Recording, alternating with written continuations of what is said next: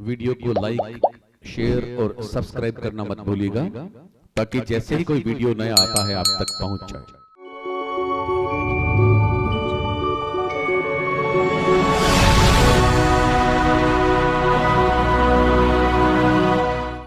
प्रणाम।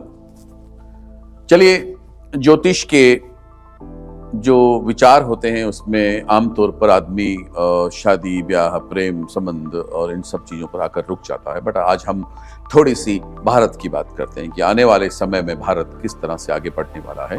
वर्ष 2030 तक का भारत कैसा भारत होगा, इसके बारे में हम एक ज्योतिषीय चर्चा करते हैं। बिकॉज बड़ा जरूरी है कि भारत कैसा होगा।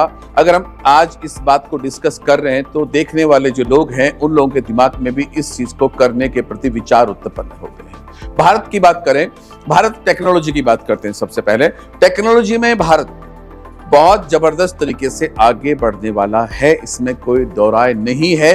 लेकिन आज से फिक्स 2 साल बाद, 2 साल का मतलब 2026 में 27 में जाकर के भारत टेक्नोलॉजी में पिछड़ने वाला है। पिछड़ेगा क्यों, इसके पीछे बहुत सारे रीजन रहेंगे। आज हम इस वर्ष की बात करते हैं। ये वर्ष जो है, ये वर्ष का राजा मंगल है।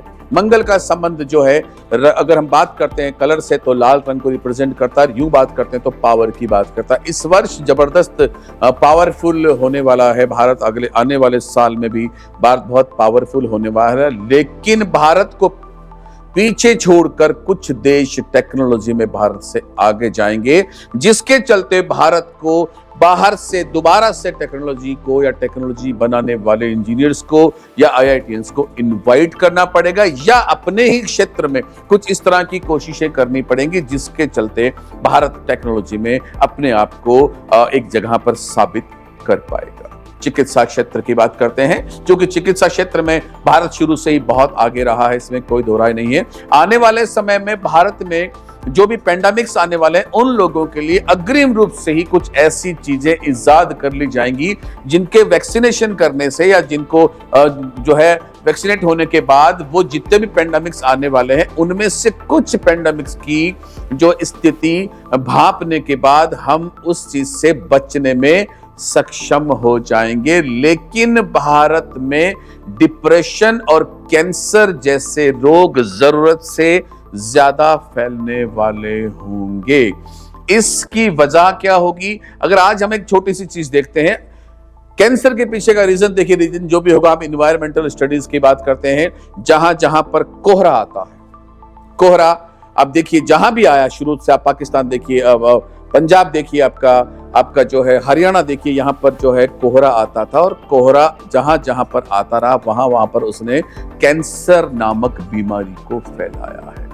ये कोहरा अब राजस्थान से होता हुआ गुजरात की तरफ होता हुआ और ये महाराष्ट्र की तरफ जो है कूच कर रहा है। इसका मतलब ये हुआ कि आने वाले इन वर्षों में भारत के स्पेशली राजस्थान, गुजरात और महाराष्ट्र में कैंसर के पेशेंट्स बहुत जबरदस्त रूप से बढ़ने वाले होंगे। डिप्रेशन जैसे एंजाइटी, स्ट्रेस और इनसोम्निया के जो पेशेंट्स होंगे वो सब लोग सबसे ज्यादा जो इस क्षेत्र में पाए जाएंगे, और इस डिजीज में भारत अव्वल नंबर पर आने वाला है। अगर इसके बारे में शुरुआत से ही हम सब लोग मिलकर अपने जो डे का जो शेड्यूल है उस पर, या अपनी जो मेडिकल जो हम लोग जांच कराते हैं, अगर उसके ऊपर हम सब लोग ध्यान से दे लेते हैं, ध्यान रख लेते हैं, तो शायद इस पर काबू पाया जा सकता है। अन्यथा इन सब तीनों जगहों का संबंध भी, बीमारी का संबंध इतना घातक होगा जितना कि हम पंजाब और हरियाणा में आज तक देखते रहे। फिनेंस की बात करते हैं। फाइनेंशियल कंडीशंस जो है, चूंकि डेवलपमेंट की बातें हैं, डेवलपमेंट भारत के साथ में बहुत अच्छा होगा, लेकिन कर्ज जो अभी तक हम लोग जो है विदेश की बैंकों से लेते रहे उस कर्ज में भी इजाफा होगा। पर ठीक है, बिकॉज यहाँ पर बात करें पॉलिटिकल चीजें हैं, तो पॉलिटिकल बातों के चलते कर्ज लेना, कर्ज देना ये बड़ा जरूरी सा साबित होता है, बड़ा जरूरी होता भी है। और छोटी सी चीज क्या होगी कि हम विदेश से लोन लेने के पश्चात जिन कामों के लिए लोन लिया जाएगा उन कामों पर इम्प्लीमेंट होना बड़ा जरूरी है। वो इम्प्लीमेंट नहीं हो पाने के कारण भी भारत का आर्थिक दृष्टि से कर्जवान होना 2030 तक लाजमी रहेगा। सो इस तरह के भारत की चर्चा 2030 तक जो है हम लोगों ने करी है। दोबारा से दूसरे एपिसोड में भी हम इससे संबंधित जो दूसरे पॉइंट्स होंगे उनके ऊपर भी चर्चा करेंगे। जब तक के लिए प्रणाम।